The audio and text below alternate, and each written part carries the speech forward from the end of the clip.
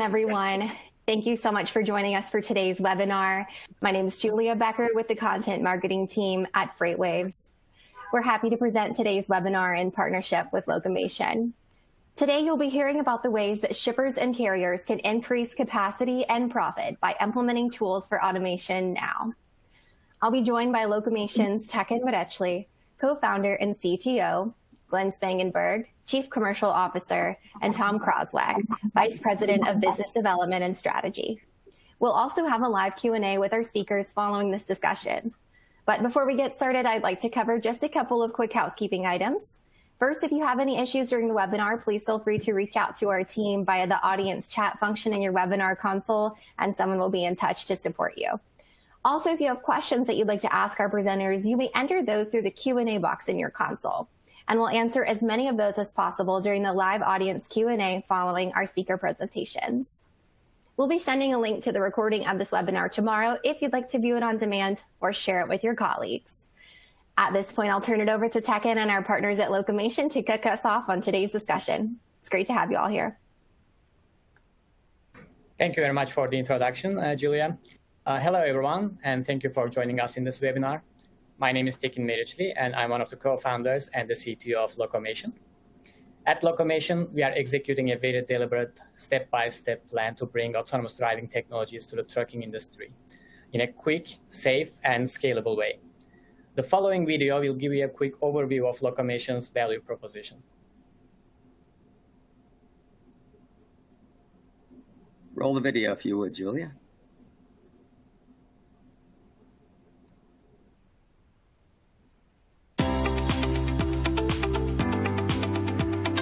Autonomous trucking is a historic opportunity, and Locomation gives you an entire portfolio of turnkey solutions to grab it.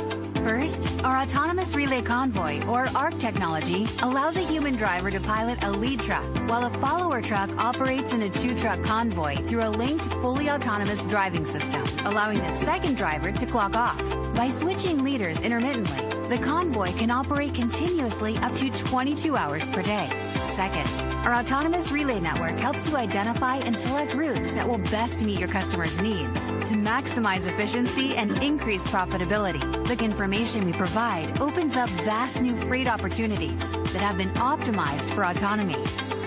Third, our digital transportation system features a suite of proprietary tools and resources to enable you to efficiently execute your autonomous truck service. At full operational strength, the ARC system will cut annual operating costs by 30%, increase equipment utilization by 130%, and increase driver utilization by 250%. On top of all that, it will eliminate more than 60 metric tons of carbon dioxide per tractor annually and improve the quality of life for drivers by getting them to their home base nightly, improving their safety and their sleep time. If you're ready to start re-engineering your supply chain for autonomy, contact us today to schedule a demonstration. Visit locomation.ai for more information.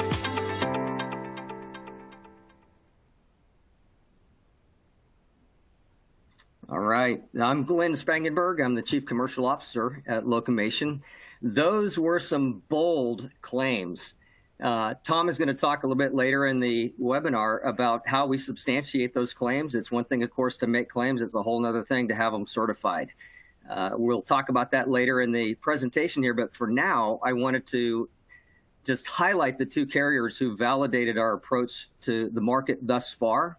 The first to sign a commercial agreement was Wilson Logistics, and they identified more than 11 autonomous relay network segments. You'll learn about that in this presentation. Why that matters is because they're focused on tapping into a $380 million revenue stream that's associated with our approach to this particular market. So they've made a multi-year commitment starting in 2022 to roll out 1,120 of these ARC systems, the Autonomous Relay Convoy systems.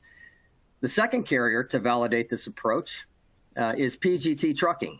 PGT signed an 8-year agreement that's focused on more than 30 autonomous relay network segments with a market value of about $340 million in autonomous relay network revenue. Now, I say all of this to pique your interest in this presentation If you're looking for similar results in terms of your autonomous trucking service or your aspirations for rolling one out, you're going to want to pay attention within this presentation for some of the details around that, and in particular, where to start. So Locomation's approach to the market is holistic. It's a full solution set that enables the clients we serve to implement an autonomous trucking service. There are 3 pillars to this particular approach. The first one is the autonomous vehicles themselves. We're going to talk about the first instantiation of autonomy being an autonomous follower in what we're referring to as the autonomous relay convoy. But we have 3 other phases that we're going to be moving through with respect to autonomous vehicles as we approach the coming day that the driver is no longer a necessity in the cab of the truck, and the truck is able to move about within the network without any driver involvement at all. So there's the whole phase of the deployment of the autonomous vehicle technology. Now, there are 2 other key parts to the product set that enable the clients to actually unlock the economic value in these autonomous vehicles. The middle piece here that you're seeing, the second pillar in our product strategy, is the autonomous relay network itself. So in the entire US, the truckload marketplace is a $350 billion marketplace of purchased transportation for truckload. We've taken a subset of that, $120 billion of that marketplace, and identified how to unleash the full potential of an autonomous relay network, but do so starting today. And there's economic value in that Tom's going to talk about, again, in the coming slides. And then the third pillar is this digital transportation system that actually represents the systems and the methods and the processes by which a carrier can actually tap into the autonomous relay network's value and transactionally conduct this business day in and day out by defining who does what, when, where, why, how, with whom, transaction by transaction by transaction. So these are the 3 pillars that we'll talk about within this presentation, and we're going to kick it over to Tekin Merichli, who is going to talk about the autonomous vehicle stack and why it's so important. Tekin. Thank you, Glenn. First, a quick check. I just want to make sure that we are presenting the slide on our hardware architecture. When it comes to developing autonomous trucks, a well-engineered, safe, reliable, and efficient hardware is actually key. We are initially taking an aftermarket outfit approach in building our hardware to accelerate our deployment timeline. So it is critical to make sure that we design a functionally safe, yet elegant and commercially viable hardware architecture. We cannot just go and put a $100,000 LiDAR on our vehicles knowing that there is no commercial viability. In order to realize that goal, that constraint, we are partnering and working closely with certain suppliers. For steering, we are partnering with ZF in jointly developing and testing a redundant and autonomy-ready steering system. For powertrain, we are partnering with Cummins in, again, developing safe, precisely controllable, and fuel-efficient powertrain system. On the braking side, we are working with Bendix for engineering our safe and redundant braking systems to enable autonomy. When it comes to sensing, our main perception and vehicle-to-everything communication hardware components are consolidated on our side mirrors. And we have a design patent around that particular configuration as well. And that configuration provides broad sensor coverage around our vehicles in a multimodal fashion. By multimodal, I mean we are utilizing cameras, LiDARs, and radars to achieve that goal. The 2 mirror pods also provide redundancy to one another. On the computing front, we are partnering with NVIDIA and considering incorporating their powerful system-on-a-chip solution to our autonomous systems. And given that their automotive-grade safety certifications, we are excited about that possibility. As I mentioned, in the aftermarket outfit workflow, we are partnering with Rush Enterprises and Custom Vehicle Solutions for them to install and maintain our hardware. There are more than 800 shops will be serving our needs when it comes to making sure that our hardware is always in tip-top shape. We can proceed to the other slide. When it comes to our software and overall operation of our human-guided autonomy systems, we essentially greatly benefit from human-robot symbiosis. In this configuration, the lead vehicle's human driver guides the autonomous follower. So we can actually proceed with the first video now, as I explain what the robot actually does. As can be seen in this video, the autonomous follower is able to detect where its leader is and reconstruct the leader's path in its own reference frame and follow that path very, very precisely, essentially mimicking the lateral maneuvers while maintaining a tight gap between itself and its leader. The universe of the autonomous follower in this configuration is very limited. And that's what actually makes it relatively easier and faster to validate for safety and for commercial deployment. And the autonomous vehicles, in our case, operate in relative coordinate frames. That is, they are relative to their leader and their lane of travel. And that's why we don't require HD maps. We don't need to build them. We don't need to maintain them. And as a result, we can scale much faster and deploy pretty much anywhere. With this kind of capability, coordinated motion capability, the vehicles are able to seamlessly change lanes simultaneously and also come to a simultaneous stop, as you will see in the next video. With this kind of human-in-the-loop symbiotic model, our system can easily navigate challenging scenarios like work zones and also seamlessly handle sophisticated interactions with the law enforcement personnel. So we believe this human-guided operation is the very first and natural step to one day complete the solo driverless operations. We can proceed to the next slide. Several times in my presentation, I mentioned safety. I emphasized safety. So safety is of utmost importance for Locomation.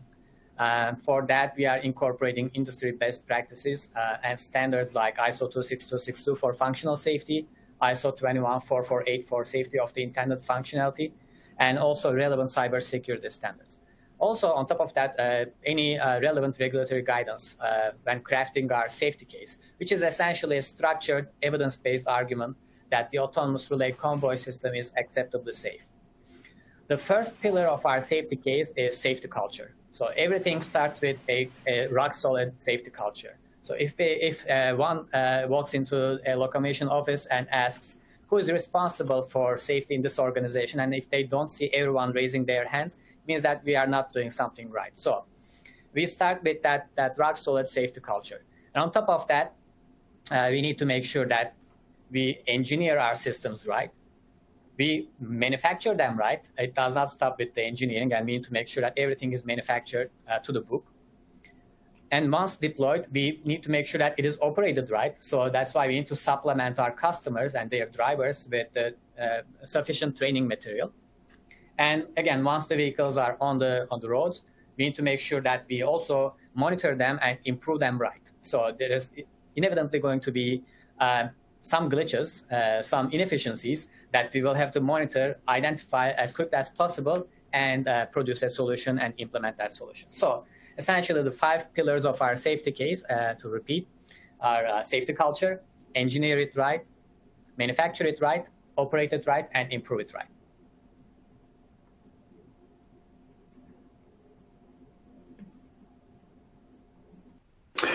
Thanks, Tekin. That's incredible game-changing technology. I'm Tom Croswick, Vice President of Strategy and Business Development. Now I'd like to explain how we expect to deploy our platform.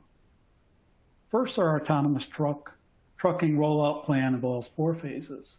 The first phase, Autonomous Relay Convoy, or ARC, is an end-to-end drop-in replacement solution with 2 trucks and 2 drivers taking the turns as the lead truck. In the second phase of our rollout, we switch to 1 driver guiding both trucks with the help of a drone. In the third phase, targeted for 2024, we fully move into driverless autonomy with hub-to-hub capability. And finally, in our fourth phase, estimated to occur in 2025 or later, we complete the process with dock-to-dock activity. So a little bit more detail about the autonomous relay convoy and how it works. As you can see, it's an end-to-end solution that adjusts during each of the three modes of truck travel. An ARC convoy starts its journey with two drivers manually driving the two trucks until they are on the interstate. When the trucks are on the interstate and in formation, the ARC system is engaged. The driver in the lead truck remains in control, and the follower truck turns into an L4 self-driving truck, so the second driver goes off duty and starts resting. At predetermined intervals, approximately 500 miles apart, the trucks swap places so both drivers can take turns in being in the lead and resting. At the end of the long highway stretch, the drivers disengage the system and drive the last mile manually. This enables us to automate the majority of the trip without having to wait until we have solved and validated the complicated urban driving situations. This novel approach immediately drives efficiencies and creates a framework to obtain a tremendous amount of data over time in a very safe manner relative to what our peers are doing. As we will discuss in a moment, the capability to operate 20 to 22 hours per day leads to some incredible value propositions, and it starts with the autonomous relay network.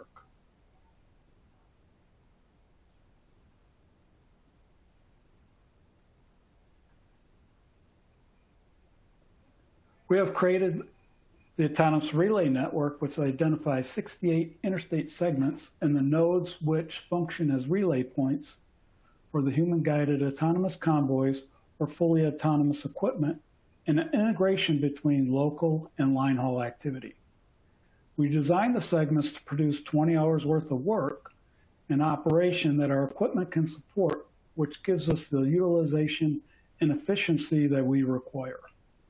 This creates a profitability element from equipment utilization and emission savings from less idling and the opportunity to eliminate empty miles. When we drill down further on a carrier by carrier or shipper by shipper basis, we're able to engineer even shorter, highly profitable relay segments that would also enable carriers to get drivers home on a regular basis and still get maximum utilization out of both the drivers and the assets every day. We also found that understanding our customers' freight networks through this prism is highly profitable even before the deployment of the autonomous truck systems. This approach alone can produce a 5 to 7% improvement in operating costs.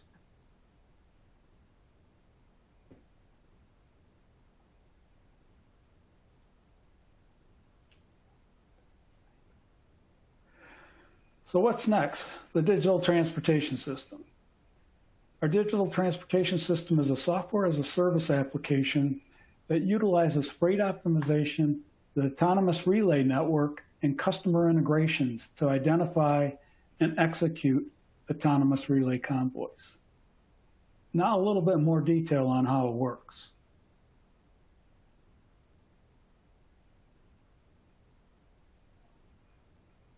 First, we start with an evaluation of our customers, which profiles carriers' existing operating metrics, freight network activity, and lane balance to determine where the gaps are, what they should expect from a value in implementing autonomy, and where they should focus their efforts.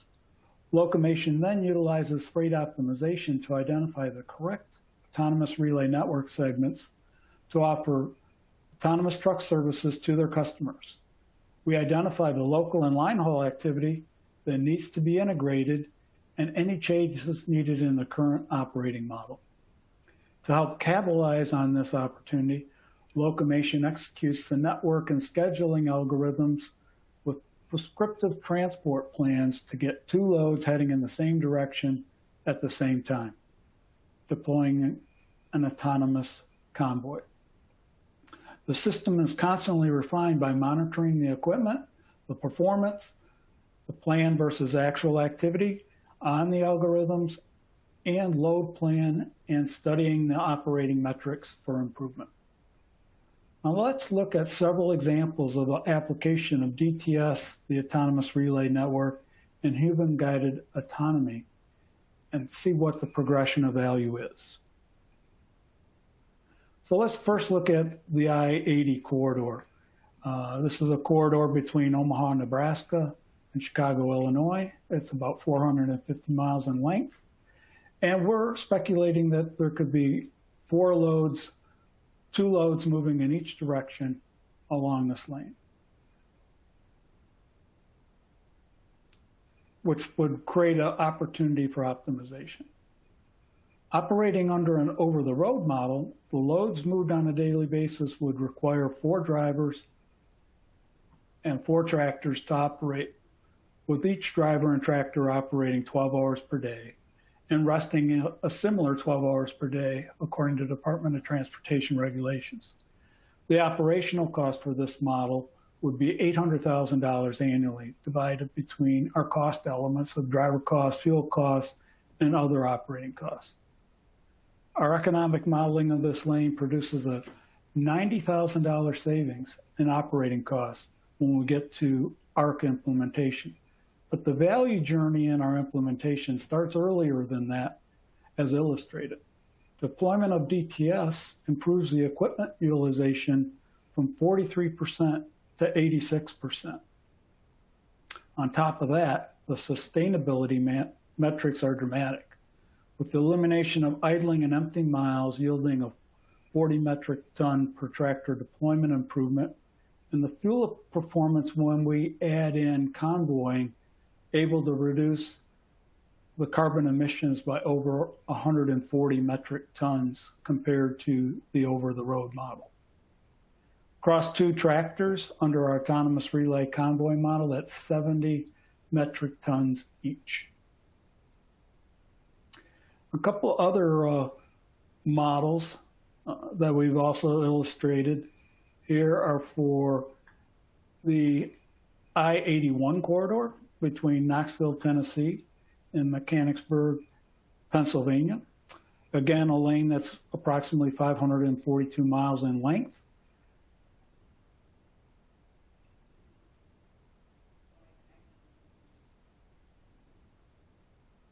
I'm waiting for our animation.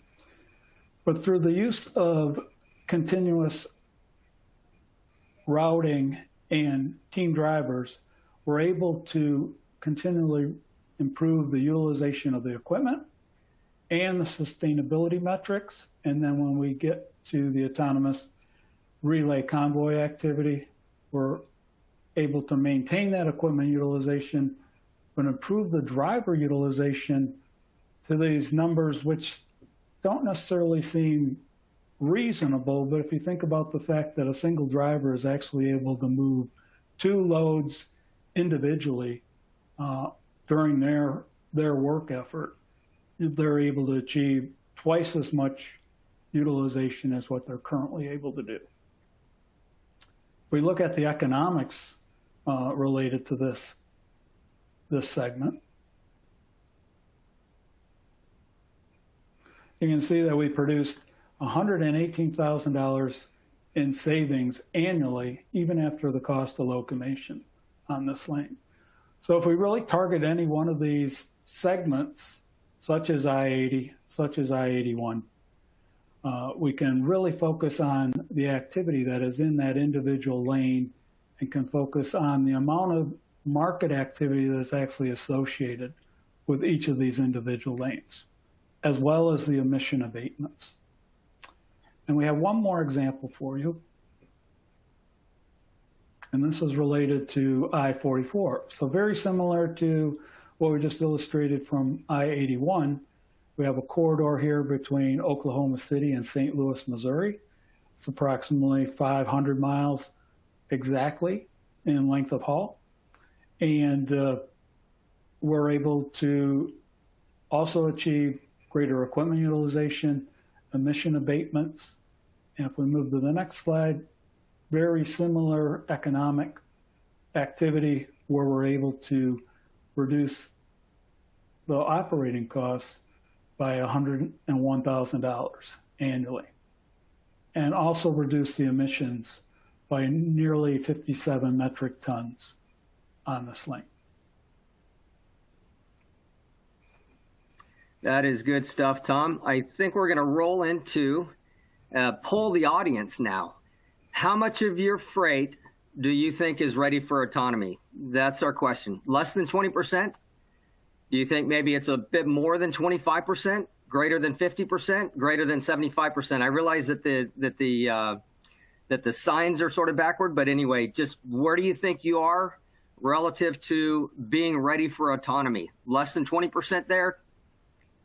Then I would just say greater than 25%, greater than 50%, greater than 75%. Where do you think you stand?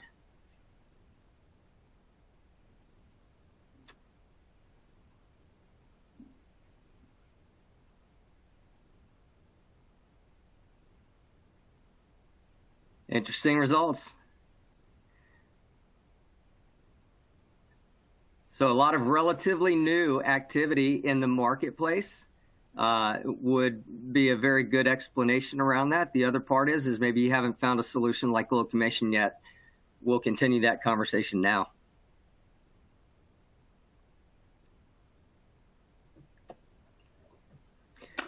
So we touched on it a little bit previously, but from the Locomation approach, we're actually able to really have some compelling economic savings. So highlighting the economics of our solution and the cost savings it brings to our customer, to do so, we'll focus squarely on the economics of trucking, the cost per mile. The financial elements we focus on include the driver, fuel, and other costs associated with trucking. Those other costs will include things such as the equipment, insurance, registration, tires, maintenance. And the source of these numbers is derived from the American Transportation Research Institute and equates to $1.71 per mile. And the way that sums up is 74 cents a mile for labor, 41 cents a mile for fuel, and the other costs equating to 57 cents a mile. All in total, $1.71 per mile. The Locomation solution allows us to address all three categories and yield a tremendous cost savings of a net 25 cents a mile after the Locomation operating costs are included. Labor is reduced by 37 cents a mile. Fuel from the convoy drafting and fuel efficiency of 8% is reduced by 3 cents a mile, and the other expenses are reduced by about 9 cents a mile as a result of less equipment being utilized. So in total, that adds up to 49 cents a mile in gross savings. And net savings is in the neighborhood of 25, 26 cents a mile. So the full autonomous savings are even more impressive when you consider that we can take out an additional 34 cents in labor costs after we back out the fuel efficiency savings that may now be lost because of the lack of drafting. But the overall cost that a carrier would actually be operating at under that scenario would be at $1.12 a mile would be their operating cost with autonomy and utilizing our approach. If we can go to the next slide, talk a little bit about what that means for the carrier return profile. Carrier returns under those types of situations are monumental utilizing Locomation. The return on investment ranges from 113% to 151% based on savings of 49 to 58 cents a mile and cost of 23 cents a mile. As impressive as that is, payback can be as short as 1 month the payback period, depending on the way that the initial implementation is financed. So if it's capitalized over the 3-year subscription period, the return can actually be as short as one month. And the operating margins are also very impressive compared to the current industry averages. So it's expected today that on average a carrier is achieving about 12 cents a mile. Through the use of the Locomation technology and with ARC, we can raise that up to 37 cents a mile, and even more dramatic improvements when we get to full autonomy at 71 cents a mile, which is nearly a 500% improvement compared to today's profitability. The other big element of the carrier return profile, especially as we focus on sustainability and emission abatements, is the ability of our system to reduce carbon emissions by 22%. And that's achievable through the improvements of fuel efficiency through our convoying technology, as well as the elimination and reduction of both idling and empty miles.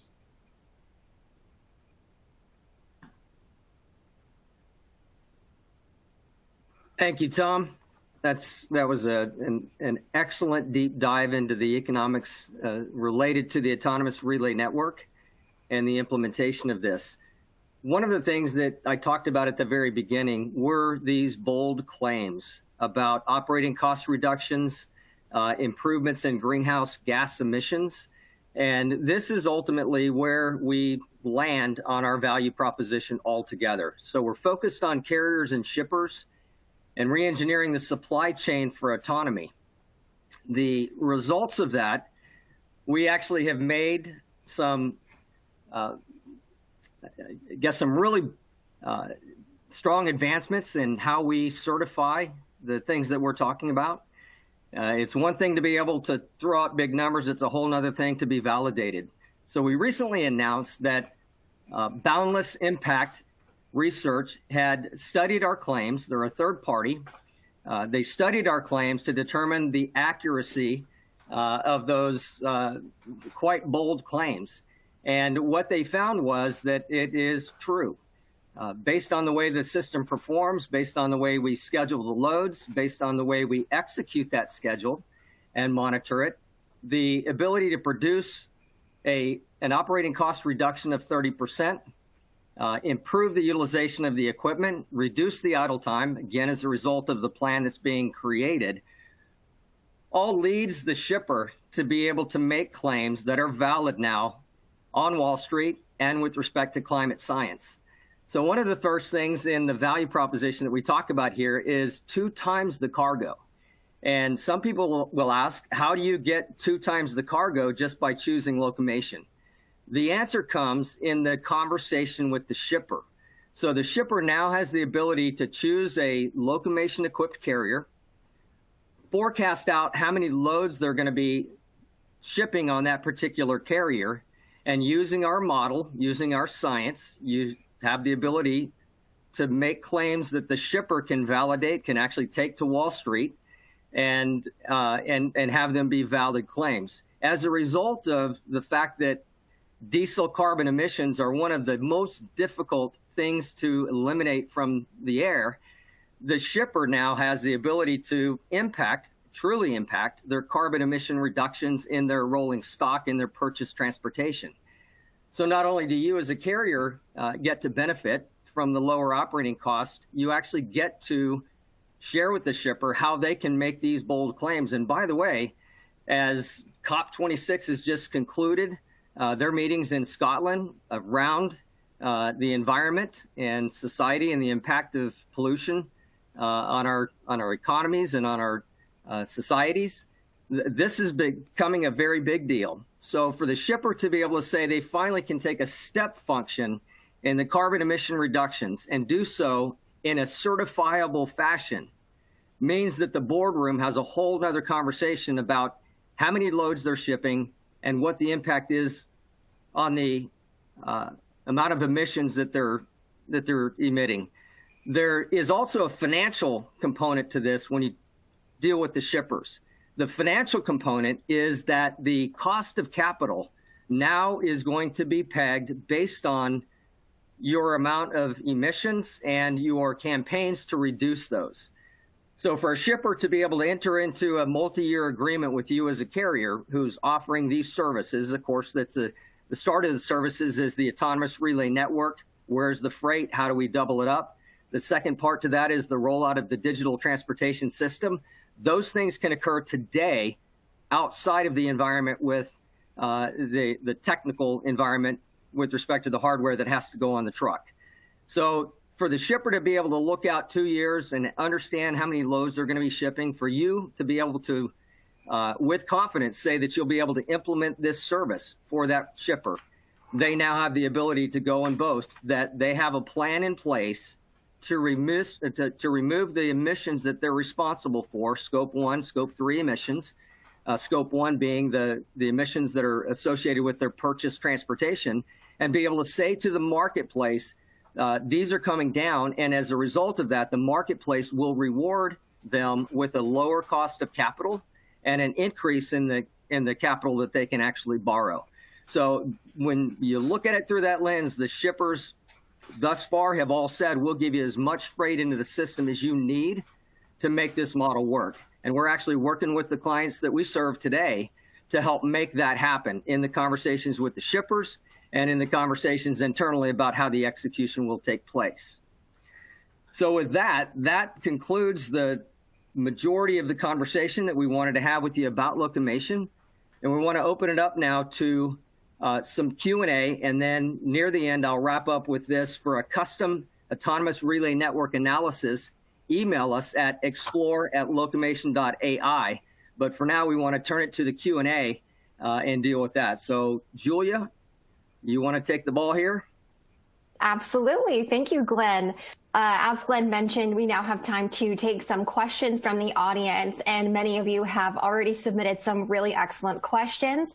If you haven't already done so, please do enter your questions in that Q&A box in your console. We'll answer as many as we have time for live today, but any questions that we aren't able to get to, we'll follow up with you offline. So first question here. When did FMCSA clear the off-duty time of the driver in the second truck? Tom, I'll let you take this one first. Sure. So the driver of the vehicle can either be a machine or a human.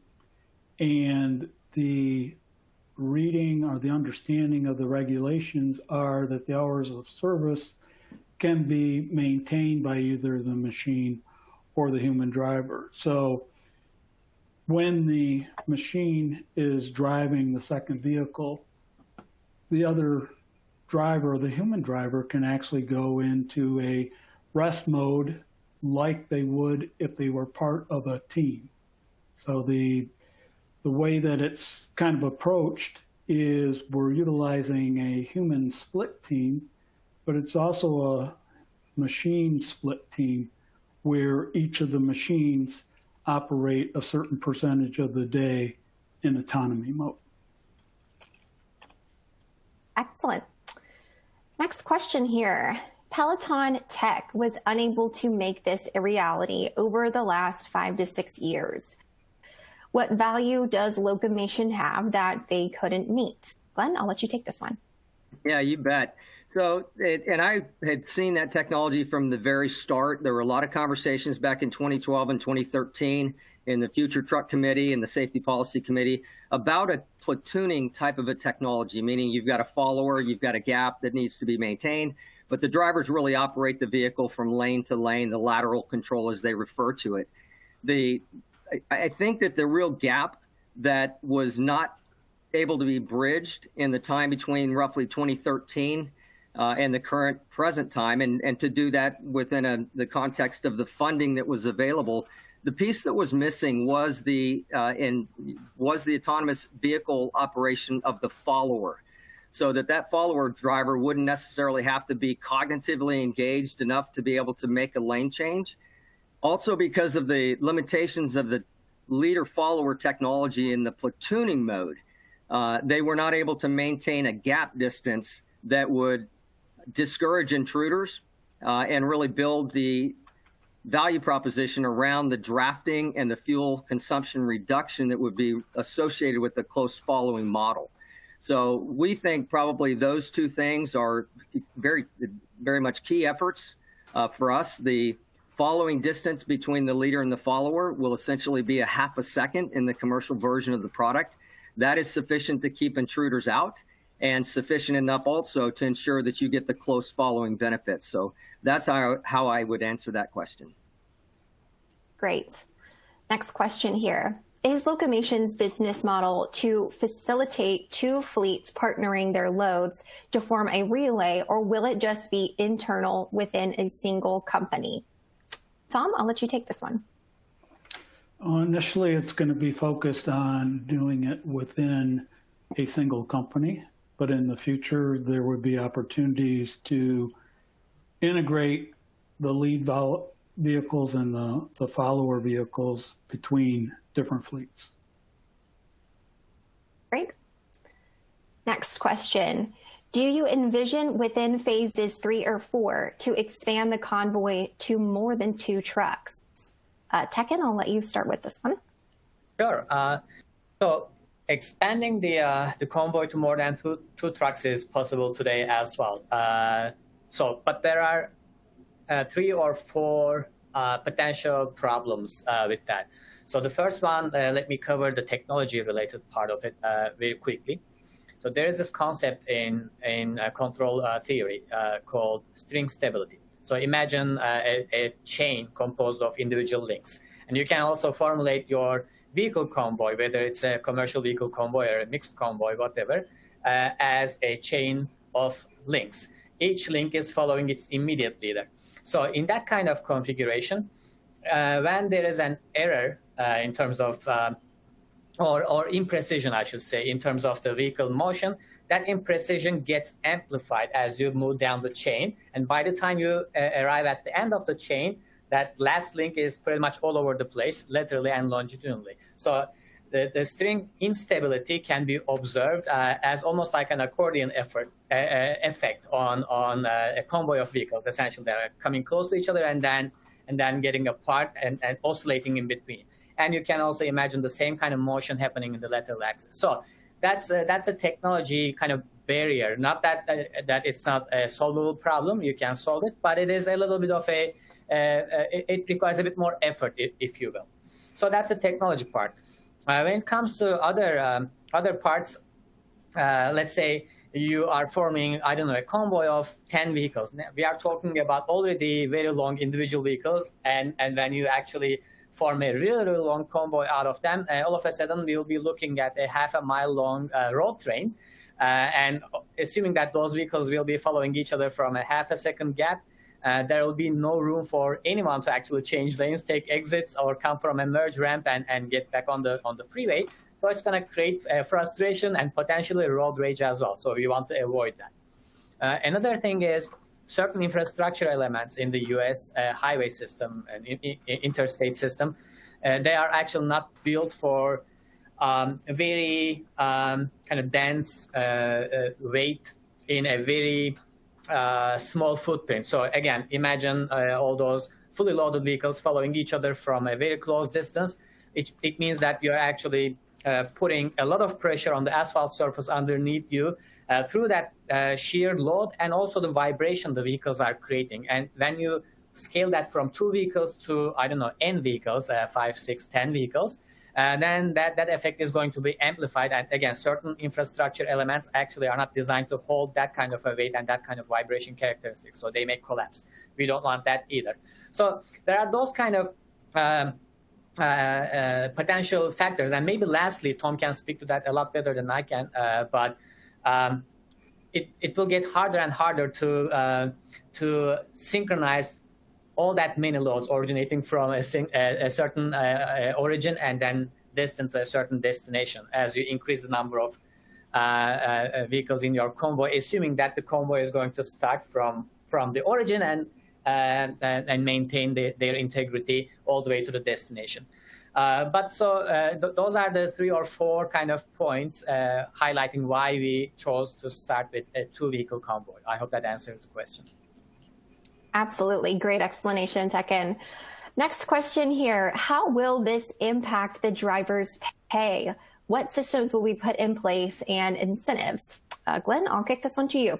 Yeah, you bet. So I've had the privilege of working with closely with our 2 commercial contract customers. And the topic of driver pay, interestingly enough, while the carrier has the ability to not pay an off-duty, not driving driver, they're not required by law to make those payments. These 2 carriers actually see these jobs, these certified autonomous truck operator jobs, as being a premium job, a skilled job. And they're talking right now about how to use a portion of the savings to compensate these particular drivers, because it's a very prescriptive model. It's a highly profitable model. And it does require great skill on the part of the driver. So I think the answer is going to be to the carrier marketplace versus what I think about it. Legally, they don't have to, but it sounds like they're, getting a lot of interest in paying a premium wage for a premium job. We'll see how the market ultimately shakes out. Great. Next question here. Is there a maximum allowable weight difference between the lead and following truck? Tom, I'll let you take this one. Okay, and I'm sure Tekin may add something here as well, but there's 2 ways that we're really trying to solve this problem if there is a weight difference. So the first thing we always want to try and do is put the lead vehicle with the heavier weight. If we can do that, that's the way that we would like to approach it, so that the lighter vehicle is following the heavier vehicle. But we will allow for up to a 10 to 15% difference between the 2 vehicles. And in those cases, it doesn't necessarily make a difference if the heavier vehicle is the lead or follower, if it's within that 10 to 15% difference. But if it's greater than that, we need to make sure that the heaviest vehicle is the lead vehicle. Great. Next question here. How do drivers feel about relinquishing control and clocking out when their truck is the follower? Glenn, I'll let you take this one. Yeah, so human nature is a funny thing. And I'm guessing that the vast majority of the audience on this webinar have been in trucking for a long time, and this will not surprise you, that the drivers will get very comfortable doing some really extraordinarily foolish things, like, getting out of the driver's seat in order to reach back and, pick up the Coke can that fell, put it in cruise control and sort of, get away from the steering wheel. Those sort of actions teach us a lot about what the driver's willing to do if they get comfortable with their machine. And we believe that the follower driver is going to become so comfortable with their machine, trusting it, but it's going to be a phased trust, right? They'll start by taking hand off and keeping eyes everywhere.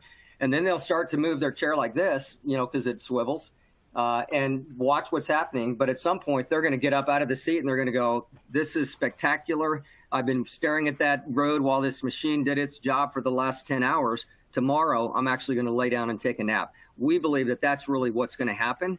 If you were to take a driver off the street and say, hey, jump in this truck and get in the bunk, that wouldn't even be the right way to do it. We think that would be the foolish way to do it. The right way to do it is going to be certify them, train them, explain how they get to know their machine, and then watch over time how comfortable they get with it, because the technology, especially when we're talking about an autonomous follower model where you've got fewer scenarios that have to be managed by the vehicle itself, we think drivers are going to get comfortable with it. It's not for every driver, but for the ones who are looking for this type of technology, it will absolutely fit the bill. Excellent. Next question here. How many trucks are actually going from the same warehouse to the same warehouse, or the same site to the same site? Tom, I'll let you take this one. I can't answer these questions fast enough, I guess. I'm trying to type them out, but we are summarizing at a regional or a 3-digit zip level, not necessarily focused on a direct location to location type move. So by summarizing at a regional or 3-digit zip level, we're able to then identify a volume of freight that can move along this corridor. And then what we have to do is identify a starting node and an end node for the convoy to actually function in. And that's how we are able to not necessarily have to focus solely on freight that's only originating from the same origin and is destined to the exact same destination. Excellent. Next question here. Can you tell me more about the federal and state approval for these? How many other companies are starting down this path? Glenn, I'll let you take this one. Yeah, you bet. So we are taking a 50-state strategy in the deployment of the technology. Finch Fulton is the former associate policy director, I believe, at the US DOT, who was responsible for architecting AV 2.0, 3.0, and 4.0, which is the federal government's guidance. But the federal government isn't putting really any regulations in place. It's confirming some, for example, that the hours of service could be accumulated to a driver or a machine. And so that was clarified in the papers that Finch had done. Finch is now working with us on this 50-state strategy. But at the end of the day, each one of the states, and by the way, they're not all equal. We're beginning the first deployments out west. So Washington, Oregon, and California for the I-5 corridor are the 3 states that are really most important. And as we begin to expand from there, it'll be Idaho and Salt Lake City, Utah and Colorado and Nevada and Arizona.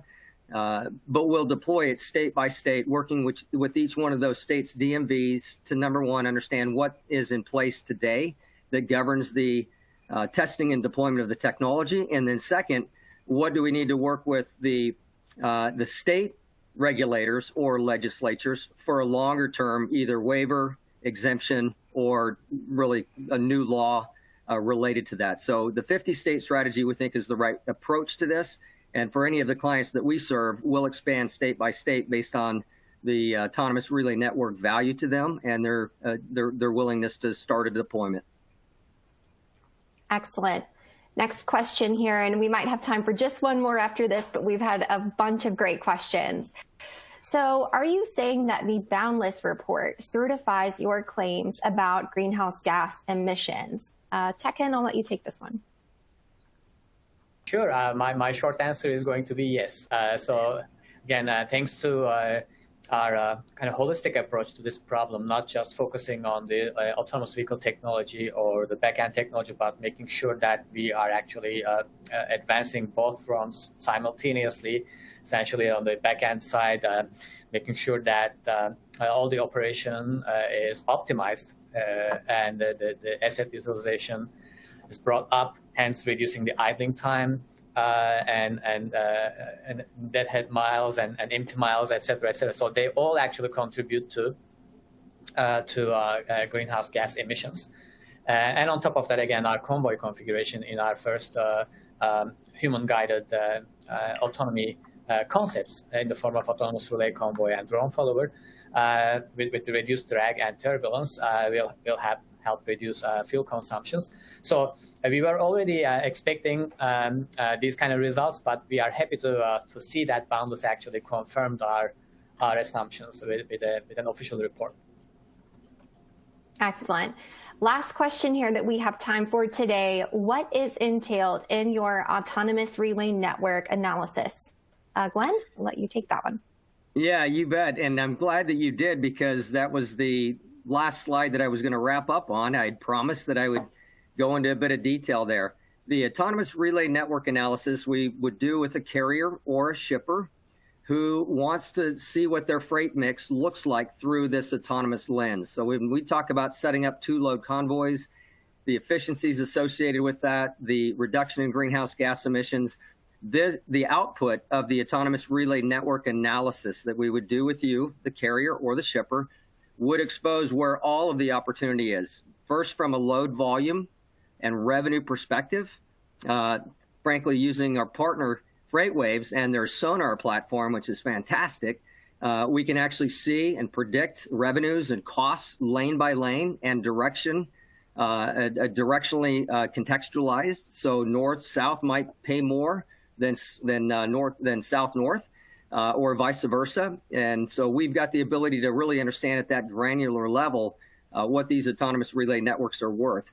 We also have the ability to give you, as a result of the report that you receive back, whatever you need to go talk to a couple of your top customers.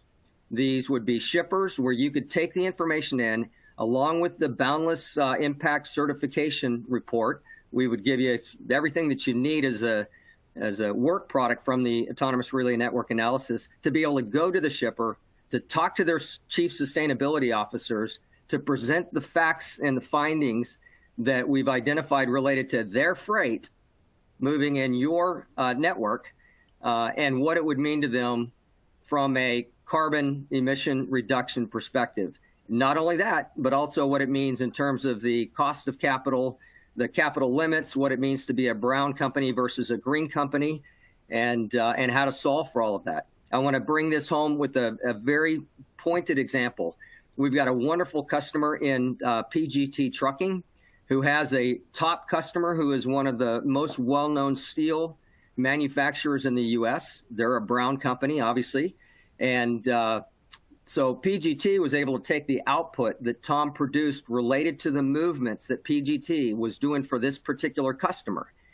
PGT went and talked to, showed, and demonstrated the capabilities that they were choosing Locomation for. And the outcome of that from that particular customer to PGT Trucking was, you can have as much freight in your model as you need to make this come to life.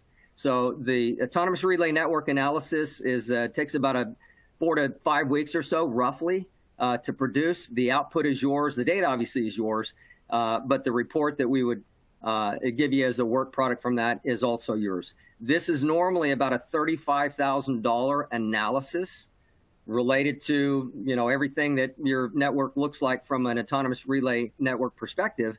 But we're going to do it as related to the webinar here. We are going to do those at no charge. Because of that, we're going to be selective. But if you would like to be considered for this autonomous relay network analysis, please email explore@locomation.ai.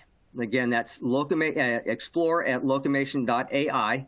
We'll get back to you very quickly and talk about the timing and the details associated with that. And we'll also, again, make very clear that it's at no charge. Related to that, I also want to say that if you like the way that we're working through this and all of the benefits that you would receive as a carrier, I want to add one other thing. In our agreements, we have no out for convenience. So you can't just say, hey, conveniently, this doesn't work, and so let's cancel it. We don't have an out for performance because there's a lot of things that are related to this that we just don't know that we don't know. What we will do, however, is guarantee that it's economically viable or all bets are off. And because of that, you can take a risk with Locomation that you may not be able to take with other providers in your system. Obviously, we have a big dog in the hunt. We believe that it's the right hunt, and we're going to be deploying this with carriers and shippers who choose Locomation for re-engineering their supply chain. Excellent. Thank you, Glenn.